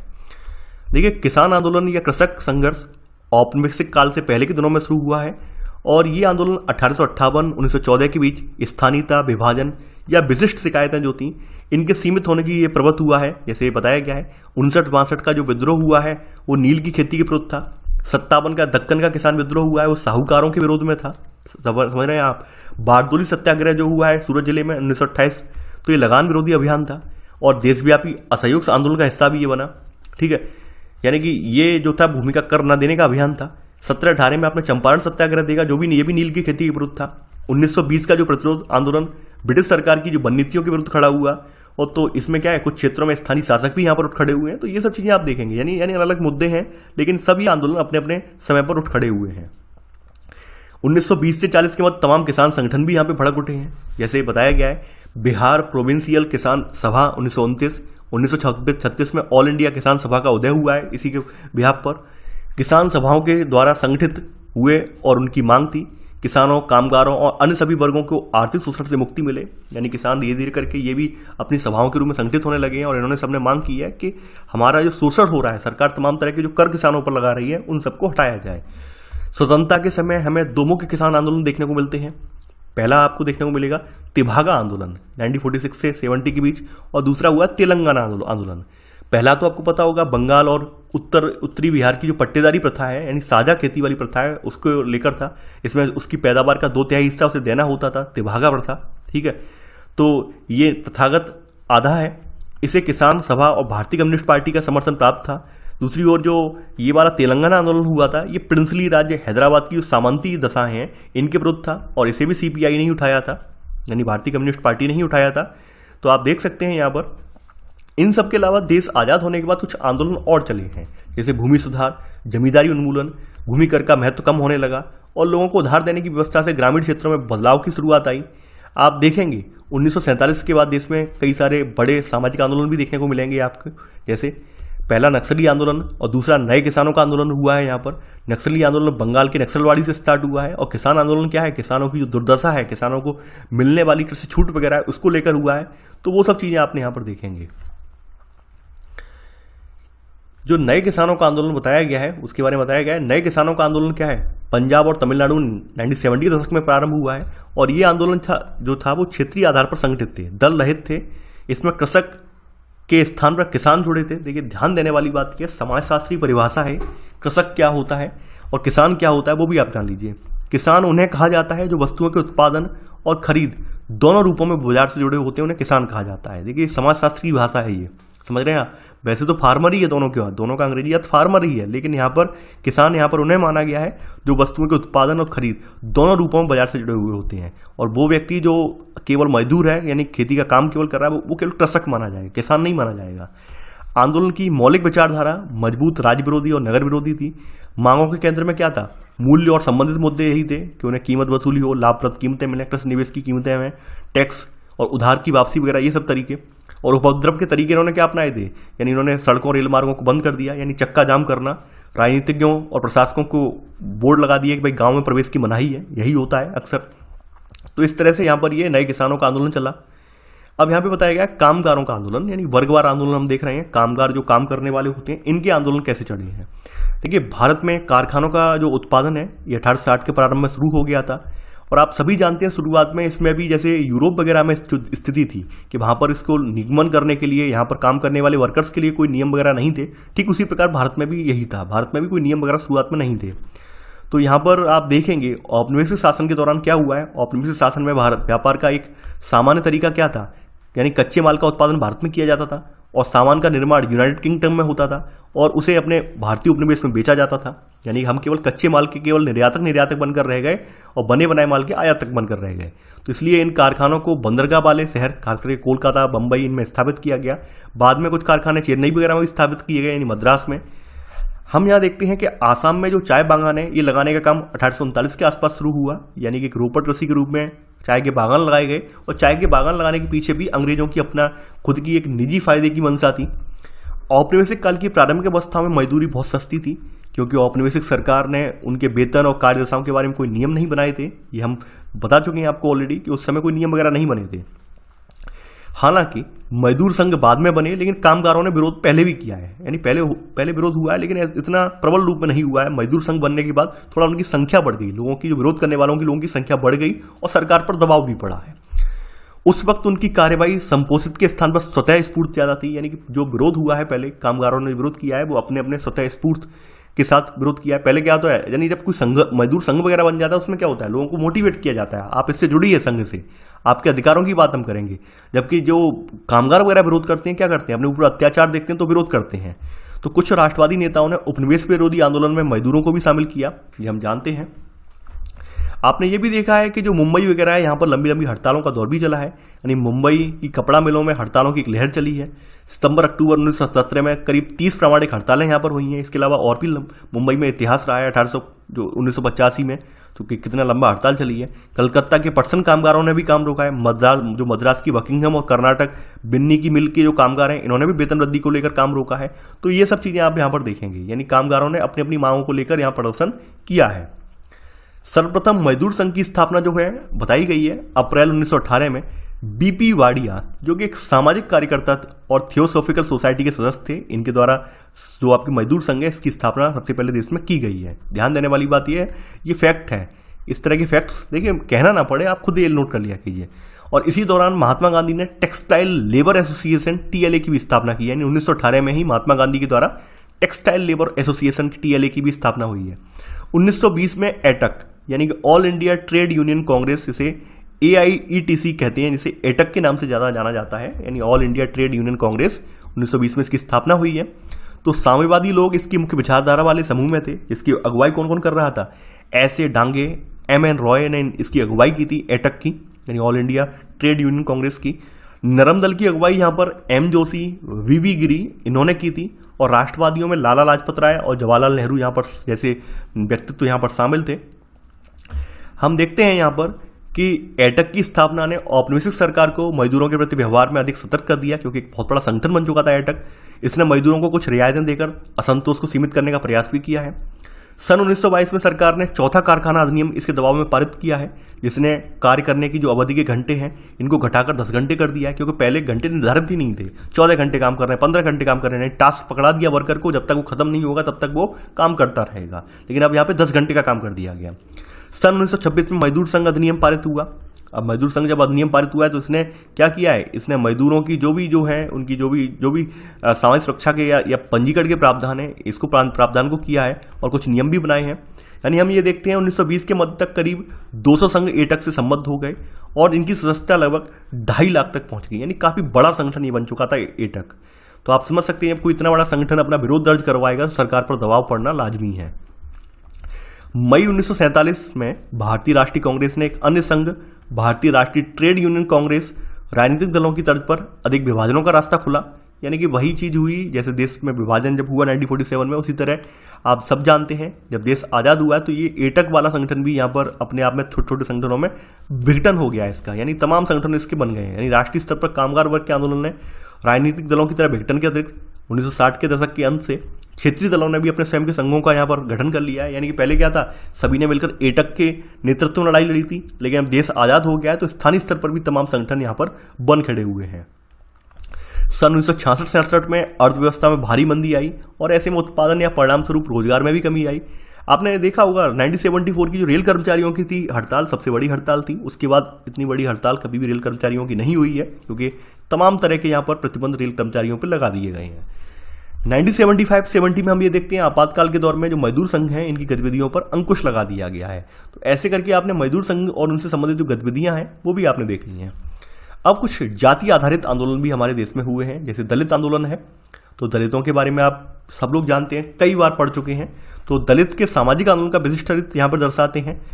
मात्र आर्थिक शोषण या राजनीतिक दबाव के संदर्भ में इनकी व्याख्या संतोषजनक रूप से नहीं की जा सकती है। यानी कहने का मतलब क्या है, आप ये बात जानते हैं कि दलितों को बहुत समय तक मनुष्य का दर्जा ही नहीं माना गया। यानी दलितों के साथ तो अत्याचार होते तो ये माना जाता था स्वाभाविक है, ये इसीलिए पैदा हुए हैं, ऐसा कहा जाता था।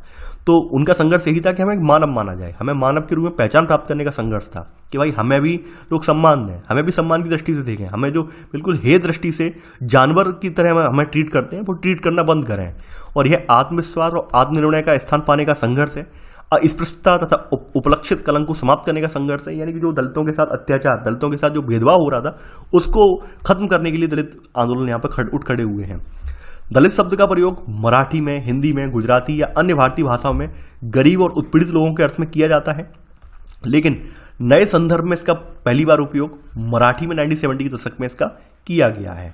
तो इसके प्रारंभ में आप देखेंगे बाबा साहेब अम्बेडकर के अनुयायियों ने नव बौद्ध आंदोलनकारियों के संदर्भ में इसका दलित का प्रयोग किया है शब्द, यानी कि जो पहले तो उनके लिए किया जाता था दलित वंचित, दलित का शब्द का उपयोग जो गरीब या वंचित वर्ग का व्यक्ति उसके लिए किया जाता था। लेकिन जब 1970 के प्रारंभ में हम यहाँ पर देखते हैं डॉक्टर BR अम्बेडकर के जो अनुयायी हैं, बाबा साहेब अम्बेडकर के जो अनुयायी हैं, इन्होंने नव बौद्ध जो आंदोलनकारी हैं, यानी कि नए नए जो बौद्ध आंदोलनकारी हैं, बौद्ध धर्म से जुड़े हुए आंदोलनकारी हैं, इनके समर्थन में किया है। इसका अभिप्राय उन लोगों से था जिन्हें उनके ऊपर के लोगों के द्वारा जानबूझकर तोड़ा और धराशायी किया गया। यानी कहने का मतलब क्या है, आप लोग ये बात जानते हैं कि दलितों पर सदियों से अत्याचार हुए हैं, तो यहाँ पर कहीं ना कहीं दलित वर्ग ने सबसे ज़्यादा संघर्ष भी किया है, सबसे ज़्यादा परेशानियां भी उठाई हैं। देश में पहले अभी कोई एक संगठित दलित आंदोलन नहीं हुआ है, यानी कि देश में आप देखेंगे कोई बड़े लेवल पर संगठित या फिर दलित आंदोलन अभी यहाँ पर देखने को नहीं मिलेगा। लेकिन विभिन्न आंदोलनों ने दलितों से संबंधित विभिन्न मुद्दों को विभिन्न विचारधाराओं के आसपास उभारा जरूर है।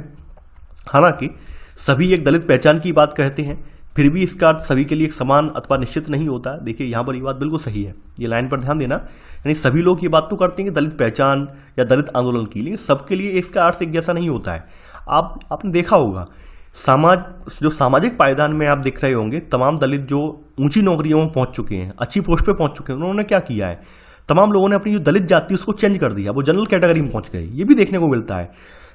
अभी हाल में ही आपने देखा होगा डॉक्टर विकास दिव्यकीर्ति सरकारी लेक्चर भी आया था आरक्षण के ऊपर, आपने देखा होगा, नहीं देखा है जाकर देखिए। तो वहां पर उन्होंने साफ साफ बताया है कि जो आप देख रहे हैं कि ये जो भी आरक्षण मिला था इन लोगों को, इन दलित लोगों को मिला या फिर जिन लोगों को मध्य वर्ग के लोगों को मिला, उन लोगों में यही प्रकृति रहती है कि किसी ऊंचे पोस्ट पे पहुंच गए उसके बाद अपनी वो कास्ट चेंज कर देते हैं। उन्हें लगता है कि भाई हम अब इस कास्ट के लायक नहीं है। तो इस वजह से यहाँ पर आप देखेंगे जो दलित, जो सबके लिए दलित होना अलग अलग मायने रखते हैं। तो दलित आंदोलनों की प्रकृति या पहचान के अर्थ में भिन्नता के बावजूद उनमें समानता, आत्मसम्मान और अस्पृश्यता उन्मूलन के लिए समानता की खोज ही रही है। यानी खास करके ये सारी चीज़ें तो उनमें रही हैं, लेकिन हाँ फिर भी वर्तमान समय में ये चीज़ बहुत ही ज़्यादा खलती है कि जो तमाम जो जातिगत लोग हैं जो ऊंचे पदों पर पहुंच जाते हैं, वो अपने आप को फिर बिल्कुल बदल देते हैं। वो ये कोशिश करते ही नहीं है कि हमारे समाज में बदलाव आए, नहीं, वो अपने समाज को बिल्कुल प्रत्यक्त कर देते हैं और अपना खुद का एक आइडेंटिटी क्रिएट कर लेते हैं। ये वास्तव में बहुत हमारे लिए कह सकते हैं बड़ी शर्म की बात है, क्योंकि बाबा साहेब अम्बेडकर जैसे व्यक्ति ने अपना पूरा जीवन दलित उत्थान में लगा दिया, यानी कि निम्न जातियों के उत्थान में लगा दिया। जबकि कुछ लोग क्या है, उसी जाति का सहारा लेकर, उस जाति की पूरे आरक्षण का सहारा लेकर बाद में जाके खुद को ही बदल देते हैं। तो कहीं ना कहीं आप देखेंगे आप ये वफादारी नहीं कर रहे हैं, अपने समुदाय के प्रति वफादारी नहीं मानी जाएगी। तो वही चीजें मैं यहाँ पर बार बार कहना चाह रहा हूँ। और आप एक बार डॉक्टर विकास दिव्यकीर्ति सर का वीडियो जरूर देखा कीजिए। देखिए मेरे फेवरेट सर हैं डॉक्टर विकास दिव्यकीर्ति, और आप उन्हें फॉलो कीजिए, मेरा मानना यही है। और उनके लेक्चर कोई भी आया करें यूट्यूब पर, उन्हें मिस ना किया कीजिए। इसे पूर्वी मध्य प्रदेश के छत्तीसगढ़ के मैदानी इलाके में, चमारों के सतनामी आंदोलन में, पंजाब के आदि धर्म आंदोलन में, महाराष्ट्र के महार आंदोलन में, आगरा के जाटों की सामाजिक राजनीतिक गतिशीलता में और दक्षिण भारत के ब्राह्मण विरोधी आंदोलन में यहाँ पर ये चीजें देखी जा सकती हैं। यानी कहने का मतलब क्या है, ये सब दलित जातियां हैं, लेकिन इन सब के उद्देश्य या फिर इन सब की जो भी यहाँ पे लड़ाइयाँ हैं अलग अलग रूप में देखी गई हैं। तो ये यहाँ पर बताई गई है, ठीक है। यानी प्रकृति और पहचान के अर्थ में भिन्नता के बावजूद इनमें एक भाव तो यही है कि हमें समाज में जो हाशिया पे रखा गया है वो समाज की मुख्य धारा के रूप में हमें आइडेंटिटी मिले, हमें हमारी जो पहचान हो वो हमें एक मानव के रूप में हो, हमें भी एक सम्मान के पाने के हम हकदार हैं। दलित साहित्य जो है पूर्ण रूपेण चतुर्वर्ण व्यवस्था और जाति संस्तरण के विरुद्ध है, जिन्हें एक क्रियाशीलता तथा निम्न जातियों के कुल अस्तित्व के दमन के लिए उत्तरदायी मानते हैं। ये बात बिल्कुल सही है। यानी खास करके भेदभाव की उत्पत्ति कहाँ से मानी जाती है, आपके पुराने जो एंसाइन टेक्स्ट है उसी से मानी जाती है। यानी तमाम जो धर्माचार्य हैं उन्होंने साबित करने की कोशिश की कि दलित जो है सबसे निचले पायदान पे आते हैं। तो इस वजह से आप देखेंगे ये लोग क्या करते हैं, यानी दलित वर्ग के लोग हैं, खास करके जो चतुर्थ व्यवस्था को जो सही ठहराने वाला साहित्य इसको इसके खिलाफ यहाँ पर लिखते हैं। तो बताया गया है इन दलित लेखक स्वयं के अनुभव तथा दृष्टिकोण के आधार पर अपनी कल्पनाशीलता भावों का प्रयोग करने के लिए हटी होते हैं। बहुत से लोग मानते हैं कि मुख्य धारा वाले समाज की उच्च सामाजिक कल्पनाशीलता सत्य को प्रकट करने के बजाय छुपाएगी, यानी ये लोग भी मानते हैं। कुछ लोग सम्मान और पहचान के लिए सांस्कृतिक संघर्ष पर बल देते हैं, अन्य समाज की संरचनात्मक विशेषताओं के साथ ही आर्थिक आयामों को भी इसमें शामिल करते हैं। इन सबके अपने अपने यहाँ पर देख सकते हैं मायने हैं, तो वो चीज़ यहाँ पर आप समझ सकते हैं। पिछड़े वर्ग और जातियों के आंदोलन हुए हैं। आप लोग जानते हैं कि जो ऐसी कुछ जातियां थी, पिछड़ा वर्ग में कौन सी जातियां रखी गई, ऐसी कुछ जातियां थी जो दलित नहीं थी, यानी जिनको साथ दलितों जैसा भेदभाव नहीं होता था, लेकिन उनसे कम भी नहीं था। यानी उन्हें बिल्कुल बिल्कुल निचले पायदान पर ही समझा जाता था। यानी कि दलित तो नहीं थे, बिल्कुल एकदम दलित नहीं थे। ये लोग जो थे अपर कास्ट के साथ उठते बैठते भी थे, अपर कास्ट के यहाँ रहते भी थे, लेकिन इनके साथ बर्ताव जो किया जाता था वो दलितों के जैसा ही बर्ताव किया जाता था। यानी उन्हें भी प्रताड़ित पीटना, मारना पीटना, गाली गलौज करना, यही सब होता था। तो यहाँ पर इन जातियों को पिछड़ा वर्ग जातियों के बीच में रखा गया, ये बात हम जानते हैं। और पिछड़ी जातियां वर्गों का राजनीतिक इकाइयों के रूप में उदय औपनिवेशिक या उपनिवेशवेतर दोनों संदर्भों में हुआ है। औपनिवेशिक राज्य प्राय अपनी संरक्षितता का वितरण जाति के आधार पर करते थे, यानी किन्हें संरक्षित करना है, किन किन जातियों को आर्थिक सहायता देनी है, सहायता प्रदान करनी है, तो इस आधार पर उन्होंने डिवाइड कर रखा था, कैटेगराइज कर रखा था। यहाँ पर आप देखेंगे, इसलिए लोगों का संस्थागत जीवन में सामाजिक राजनीतिक पहचान के लिए अपनी जातियों में रहना अर्थपूर्ण होता है। यानी कि कौन पिछड़ी जाति का है, कौन दलित जाति का है, तो इसलिए कि जरूरी क्या है कि आप अपनी कास्ट को यहाँ पर उजागर करके रखें, तभी तो आपको पता चलेगा कि भाई कौन किस जाति से बिलोंग करता है। तो इससे समान रूप से अवस्थित जाति समूहों पर स्वयं को संगठित करना, जिसे समानांतर विस्तार कहा जाता है, इस पर भी प्रभाव पड़ा। नहीं, तमाम लोगों ने क्या किया, अपनी जातिगत पहचान को मजबूत किया, क्योंकि उन्हें इस चीज का लाभ भी मिला। इस प्रकार जाति अपनी कर्मकांडी विषय वस्तु छोड़ने लगी और राजनीतिक गतिशीलता के लिए अधिक से अधिक पंथनिरपेक्ष बन गई। यानी इसने अपनी जो कर्मकांड का मतलब क्या है, जो भी हिंदू साहित्य में जातियों का स्थान था उसको छोड़कर क्या किया, राजनीतिक रूप से एकजुट हुए। यानी आपने देखा होगा तमाम जातियों ने राजनीतिक एकजुटता का फायदा उठाया, सरकारें बनाई, आप ये बात जानते हैं। जैसे गुजरात के पटेल हुए, यूपी में यादव हुए, बिहार में यादव हुए, तो ये सब बहुत सारी जातियां, ऐसी एक जातियां नहीं है, बहुत सारी जातियों के एग्जाम्पल हैं आपके सामने, जो कि आपकी किताब में ही दिए हुए हैं। देखिए, मैं अपने ओर से नहीं दे रहा हूं, मैं किसी जाति के बारे में ना आलोचना कर रहा हूं, ना किसी का नाम ले रहा हूं। आपने समाजशास्त्र में सब कुछ पढ़ा है, समाजशास्त्र में जातियों का जिक्र ओपनली किया गया है। पिछड़े वर्गों की संज्ञा का प्रयोग देश के विभिन्न भागों में 19वीं सदी के अंत से किया जा रहा है। सबसे ज्यादा प्रयोग कहाँ हुआ है, मद्रास प्रेसिडेंसी में 1872 से हुआ है, यानी मैसूर के राजशाही राज्य में 1918 से, और बंबई प्रेसिडेंट्स में 1825 से किया जा रहा है। इनमें संयुक्त प्रोविंस में Hindu backward classes league, Hindu पिछड़ा वर्ग league, all India backward classes federation, अखिल भारतीय पिछड़ा वर्ग आयोग, इसके अलावा 1954 में पिछड़े वर्गों के लिए 18 संगठन यहाँ पे काम कर रहे हैं, खास करके तमाम जगहों पर पिछड़े संगठन काम कर रहे हैं, ये बताया गया है। देखिए, इसमें इनके जवाब में उच्च जाति का जवाब भी आया है। देखिए, आप लोग ये जानते होंगे कि प्रतिरोध में भी कुछ आंदोलन खड़े होते हैं, तो यहाँ पर आंदोलन तमाम जो हुए, जैसे जो आपका दलित आंदोलन, यानी पहले आपको पता होगा दलितों के लिए तो रिजर्वेशन था ही था, जब मंडल कमीशन आ गया तो यहाँ पर पिछड़े वर्गों के लिए आंदोलन हुआ और पिछड़े वर्गों के लिए भी यहाँ रिजर्वेशन मिल गया, तो उसके जवाब में यहाँ पर उच्च जाति के लोग भी यहाँ पर उठ खड़े हुए। तो इन्होंने दलितों और अन्य पिछड़े वर्गों के बढ़ते हुए प्रभाव ने उच्च जातियों के कुछ वर्गों में ये धारणा उत्पन्न कर दी कि भाई इनकी उपेक्षा की जा रही है, इन्हें आपको समझा ही नहीं जा रहा है, यानी इनको हाशिए पर फेंकने की तैयारी की जा रही है। इन्हें लगता है कि उनके अल्पसंख्यक होने के कारण सरकार उनकी कोई परवाह नहीं कर रही है। यानी खास करके समाजशास्त्रियों के रूप में हमें ये पता लगाना चाहिए कि ऐसी भावनाओं का अस्तित्व है या फिर नहीं भी है। यानी उच्च जातियां बार बार ये अपेक्षा, यानी बार बार ये प्रश्न उठाती हैं कि भाई हमारी उपेक्षा की जा रही है, सरकारें हम पर प्रॉपर ध्यान नहीं दे रही हैं। मोटे तौर पर स्वतंत्रता से पूर्व की स्थिति से तुलना की जाए तो आज निम्नतम जाति और जनजाति सहित जो भी जो बताई गई है जो स्थिति है, सभी सामाजिक समूह की दिशा में सुधार हुआ है।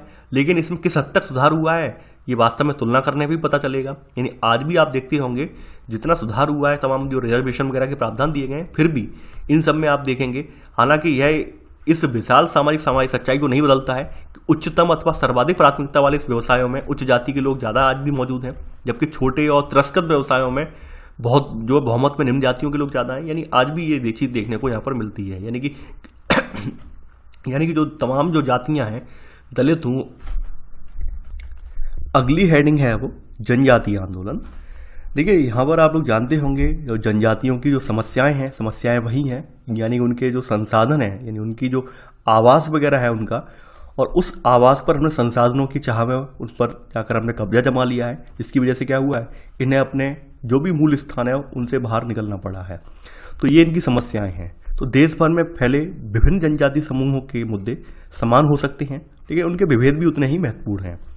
जनजातीय आंदोलनों में से कई अधिकांश रूप से मध्य भारत की जो तथाकथित जनजाति बेल्ट है, इसमें छोटा नागपुर व संथाल परगना में स्थित संथाल हो, या फिर हो ओराव या मुंडा हो, तो या फिर ये सब जो समूह हैं इनके बारे में बताया गया है, या फिर जो नया गठित हुआ झारखंड राज्य है इसके बारे में चर्चा यहाँ पर की गई है। मूल रूप से झारखंड के बारे में बताया गया है कि झारखंड का स्थापना कैसे हुई, उसके बारे में यहाँ जिक्र किया गया। साथ ही साथ जो पूर्वोत्तर भारत के जो जनजातीय आंदोलन है या जनजातीय लोग हैं उनकी क्या समस्याएं हैं उनके बारे में बताया गया है। तो झारखंड की बात करते हैं।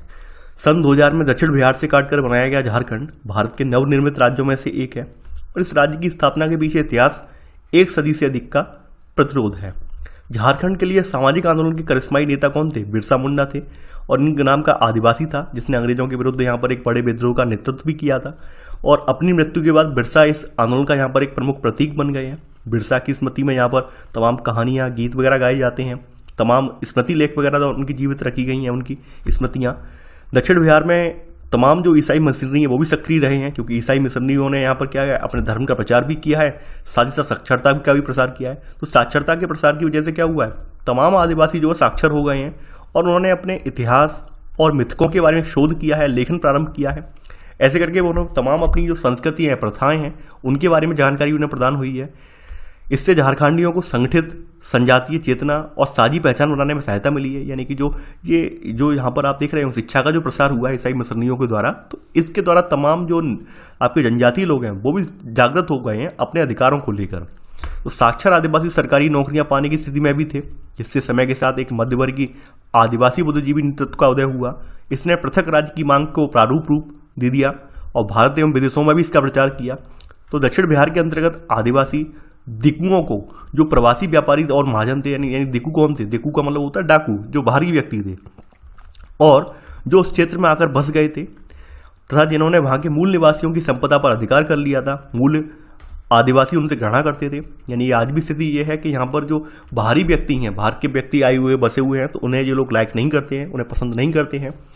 तो यहाँ पर आप देखेंगे इन खनिज संपन्न क्षेत्रों में खदान औद्योगिक परियोजनाओं में मिलने वाले अधिकांश लाभ दिकुओं को मिलते हैं। दिकुओं को मतलब बाहरी व्यक्तियों को मिलते हैं, और यहाँ तक कि आदिवासी को उनको भूमि से अलग कर दिया गया है। तो तमाम यहाँ पे आंदोलन, तमाम यहाँ पर मुद्दे इनके उभर कर सामने आए हैं।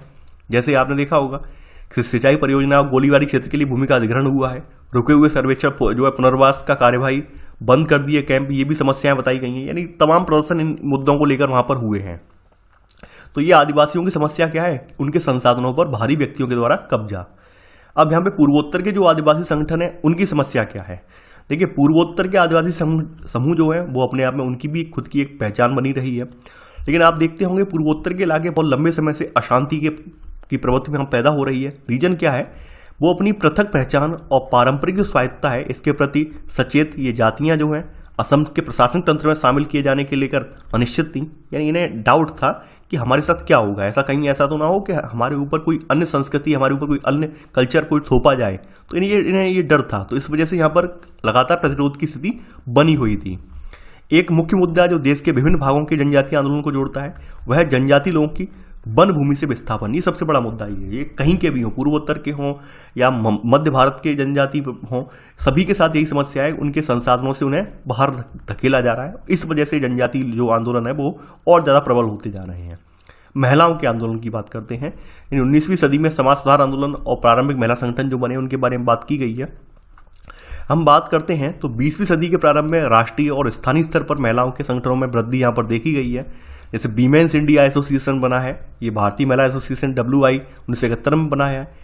ऑल इंडिया वीमेंस कॉन्फ्रेंस यानी अखिल भारतीय महिला कॉन्फ्रेंस 1926 में बना है। National council for women in India, ये भी एक संगठन है, यानी भारत में महिलाओं की राष्ट्रीय काउंसिल। ये यानी कि जिन्हें हम तुरंत पहचान कर बता सकते हैं, ऐसे कुछ नाम हैं इन संगठनों के, महिला संगठनों के जो महिलाओं के लिए डेडिकेटेड हैं। जैसे आप देखेंगे कि कुछ चीज़ें बताई गई प्रारंभ में। जो AIWC है यहाँ पर, तो इसका विचार था कि महिला कल्याण और राजनीति आपस में असंबद्ध है, यानी महिला कल्याण का विचार और राजनीति का विचार अलग अलग है। कुछ वर्ष बाद इसके अध्यक्षीय भाषण में कहा गया क्या भारतीय पुरुष अथवा स्त्री स्वतंत्र हो सकते हैं यदि भारत गुलाम रहे। तो समझ सकते हैं, यानी ये जो आंदोलन है महिलाओं के अधिकारों वाले, ये भी शुरुआत में बाद में देखते हैं आज़ादी से पहले किसके स्वतंत्रता संघर्ष के संग्राम के साथ ये जुड़ गए हैं। महिलाओं के अधिकारों की बात भी वहाँ पर, महिलाओं के अधिकारों की बात भी उनसे जुड़ गई है। यानी यह तर्क दिया जाता था सकता है कि सक्रियता का यह काल सामाजिक आंदोलन नहीं था, इसका विरोध भी किया जा सकता था। यानी कहने का मतलब क्या है कि उस समय तमाम जो आंदोलन थे, आपने देखा हुआ तमाम महिलाएं जो महिलाओं के हित की बात चाह रही थी, तो वो महात्मा गांधी के साथ या भारतीय राष्ट्रीय कांग्रेस के साथ आके खड़ी हो गई थी। उनका मानना यही था कि देश जब आज़ाद होगा तो महिलाओं को भी उनके अधिकार मिल जाएंगे। कृषिक संघर्ष तथा क्रांतियां हुई हैं। प्रायः माना जाता है कि केवल मध्यवर्गीय शिक्षित महिलाएं ही सामाजिक आंदोलनों में सहभागिता करती हैं, और संघर्ष का एक भाग महिलाओं की सहभागिता के विस्मृत इतिहास को याद करना रहा है। औपनिवेशिक काल में जनजातीय और ग्रामीण क्षेत्रों में प्रारंभ होने वाले संघर्षों और क्रांतियों में महिलाओं ने पुरुषों के साथ भाग लिया है। जैसे आपने देखा होगा बंगाल में तेभागा आंदोलन हो, निजाम के पूर्ण शासन का तेलंगाना सशस्त्र विद्रोह हो, महाराष्ट्र में वर्ली जनजाति के बंधुआ दासत्व के विरुद्ध क्रांति हो, ये सब में महिलाओं ने भी बढ़ चढ़कर हिस्सा लिया है। 1947 के बाद महिलाओं की स्थिति क्या हुई है वो बताया गया है। देखिए यहाँ पर आप लोग जानते हैं 1947 के आंदोलन में भी महिलाओं ने बढ़ चढ़कर हिस्सा लिया था, और यदि 1947 से पहले महिला आंदोलन एक सक्रिय आंदोलन था तो बाद में उसका क्या हुआ ये हम देखेंगे। तो आप ये देखेंगे कि राष्ट्रीय आंदोलन में भाग लेने वाली जो बहुत सी महिलाएं थी, प्रतिभागी जो थी, ये राष्ट्र निर्माण के कार्य में संलग्न हो गई। यानी तमाम जो महिलाएं जो कि कांग्रेस के साथ जुड़कर राष्ट्रीय आंदोलन का हिस्सा बनी थी, बाद में क्या था उन्हें तमाम पदों पर पहुंचा दिया गया है, तो राष्ट्र निर्माण के काम में संलग्न हो गई हैं। दूसरे लोग विभाजन के आघात को यहाँ पर इस ठहराव का उत्तरदायी मानते हैं। तमाम लोगों का मानना ये था कि जो विभाजन हुआ उस समय विभाजन होने से ये देख कर आया कि महिला आंदोलन यहाँ पर ठंडे पड़ गए। 1970 के दशक में मध्य भारत में महिला आंदोलन का एक नवीनीकरण फिर से हुआ है और तमाम महिला संगठन यहाँ पर फिर से सक्रिय हो गए हैं। यानी स्वायत्त महिला आंदोलन कहे जाने वाले आंदोलन में वृद्धि यहाँ पर हम देखते हैं। स्वायत्त शब्द इस तथ्य की ओर संकेत देता है कि उन महिला संगठनों से जिनके राजनीतिक दलों से संबंध थे, इनसे भिन्न यह स्वायत्तशासी या फिर स्वायत्तशासी अथवा राजनीतिक दलों से स्वतंत्र थी। यानी कहने का स्वायत्त का मतलब क्या है कि अपने अधिकारों के लिए खुद लड़ सकते हैं, जरूरी नहीं है कोई पॉलिटिकल पार्टी का सहारा लेकर ही हम लड़ें, ठीक है। यानी हम अपनी लड़ाई खुद लड़ सकते हैं, जरूरी नहीं है किसी पार्टी के साथ में जुड़े तभी हमारे अधिकारों की बात होगी, नहीं, हम अपनी लड़ाई खुद लड़ सकते हैं। तो ये स्वायत्तशासी संगठन बोले गए। यहाँ पर आप देखेंगे, यहाँ पर इन संगठनों में जो संगठनात्मक परिवर्तन के अलावा कुछ नए मुद्दे हैं जिन पर भी ध्यान दिया गया है, खास करके महिलाओं के प्रति हिंसा या फिर जो भूमि स्वामित्व या रोजगार के मुद्दों की लड़ाई को लेकर, यौन उत्पीड़न को लेकर, दहेज के विरुद्ध मांग की जो लड़ाई है, ये सब इन मुद्दों पर यहाँ पर ध्यान दिया गया है। यानी कि महिलाओं को जो माता पिता की जो जमीन है या माता पिता की प्रॉपर्टी उसमें हिस्सा मिलना चाहिए, लड़कियों को नया नहीं मिलना चाहिए, ये सब भी यहाँ पर मांग रखी गई है। तो आप देखते हैं यहाँ पर, तो यहाँ पर यानी यहाँ पर इस बात की भी मान्यता बढ़ रही है कि स्त्री पुरुष दोनों ही प्रबल लिंग पहचान द्वारा बाध्य हैं।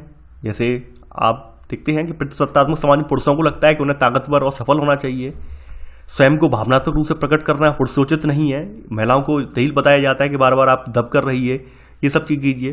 तो निसंदेह यह इस विचार पर निर्भर है कि सच्ची स्वतंत्रता का अपनी इच्छानुसार बढ़ना और विकास तभी संभव होगा जब कोई अन्यान्य ना हो। यानी कि यहाँ पर जेंडर की दृष्टि से दोनों महिला पुरुष को समान माना जाए, महिलाओं को भी शिक्षित किया जाए। तो सरकार प्रयास कर रही है, सरकार महिलाओं को आगे लाने के लिए तमाम योजनाएं चला रही है, जैसे भारत सरकार की बेटी बचाओ बेटी पढ़ाओ स्कीम चलाई गई है। तो देखिए यहाँ पर इस चैप्टर में जो आपकी मूल बातें थी वो आपने पहले ही यहाँ पर कवर कर ली हैं, जैसे आंदोलन कितने प्रकार के होते हैं, सामाजिक आंदोलन का क्या क्या प्रभाव पड़ता है, वो सब चीज़ें आपने पहले डिस्कस कर ली। बाद बाकी यहाँ पर आपने देखा जो टॉपिक थे जनजाति वाले थे, जो भी यहाँ पर जो आपके समूहों के बारे में टॉपिक थे उनके बारे में कोई ज़्यादा जिक्र नहीं किया है, क्योंकि यहाँ पर राइटर को पता है कि आप इनके बारे में बहुत पहले से ही बहुत कुछ पढ़कर आगे आए हैं। तो यहाँ पर एक केवल एक कह सकते हैं ओवरव्यू यहाँ पर क्लियर किया है, एक सिनॉप्सिस क्लियर किया, ओवरव्यू आपको दिया है कि भाई आपको ये छोटी छोटी चीज़ों में आपको पता होना चाहिए कि इन सब पर क्या क्या असर पड़ा है। तो इसी के साथ आपकी जो समाजशास्त्र है आपका पूरा समाप्त हो जाता है। जैसा कि हमने कहा था कि आपकी पूरी एनसीईआरटी समाजशास्त्र की आपकी कंप्लीट हो चुकी है। अब आपको करना ये है कि आप यहाँ पर इसे यहीं पर एंड कर देंगे और इसके बाद अपनी जो भी आप स्टैंडर्ड किताबें हैं ऑप्शनल के लिए वो आप यहाँ से कवर करेंगे। तो चलिए आज के बस इतना ही। Thanks for watching. जय हिंद।